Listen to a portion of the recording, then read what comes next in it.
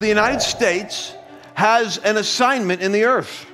That's why we are attacked the way that we are. Why is Satan trying to take America down? It's not just to cut off the cash flow to the worldwide mission of the kingdom. It's because the United States is the restraining force in the earth right now geopolitically. Whether you realize it or not, and I guarantee you're not hearing this in the media, the United States alone can put an embassy in Jerusalem. And the United Nations goes and has a fit over it, has a vote, and all but 7 nations vote against the United States recognizing the right of Israel to exist as a nation. Now, they became a nation state in 1948, but there's been no recognition of the fact that Jerusalem is the capital of the nation and that they are a nation with Jerusalem as their capital. The United States, Donald Trump comes along and he goes ahead, boom, he decides to do it. Mattis and all his team go, oh, this is a terrible thing you're going to have uprisings and wars. You're provoking a third world war with the Arab community. And Trump goes, I don't think so. And so God just gave him his witness. I don't think so. They go, how can you say that? Well, sure enough, we moved the embassy, boom, there's hardly anything. They had to pay protesters to protest. The point is, we secure the globe in this sense.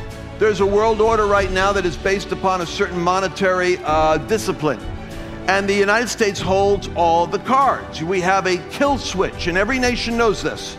We could adjust the interest rate on the lending of money to any nation in the world by 3 or 4%, and overnight we could collapse their economy. That's why we're dreaded and we're hated around the world, because we have the ability economically to control what happens to a great extent. Where a nation is locked into the U.S. economy, we control the globe. And that for that reason, there's an element of restraint on how far nations go. And most people don't know this. We have the military power to project ourselves all the way from here to through Taiwan to the Strait of Hormuz, where 70% of the global economy passes through. It's the United States Navy, Air Force, and our own military power that keeps those places open so that you don't have rogue nations rising up. And I'm not trying to give you, a weird message today on Sunday morning. I'm just saying Satan has to take us down in order to recreate a globe where the currency is going to be out of the control of a restraining power, and where lawlessness can emerge, where rogue nations can rise up so that you have wars all over the place. Because without the restraining force of the United States, you'll have global anarchy springing up.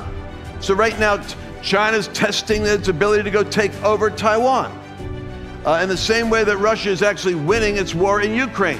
And then this emboldened Iran to be able to work through its proxy state with Hamas in order to attack Israel. So already we've got the Middle East, we have Asia, and we have Europe, trembling with the potential of global conflict. And why is that? Because the United States has weak leadership, and they suspect that we aren't able to project the economic or military strength that we have for the last 50 years. That's exactly what's happening. So that's why all the forces of hell are coming down in 2024 to try to take one mountain in particular, because the government mountain right here ends up becoming, in the U.S., this mountain has been growing and growing and growing and growing. It's almost at the point now where it wants to put its arms around the entire system of freedom in the United States and take over your curriculum in the school so that you will say what they want you to say. You will if some kid self-identifies as being a boy if he's a girl, you will say exactly what they want you to say. And the moment the government starts forcing words out of your mouth, you now have a tyranny taking over your country.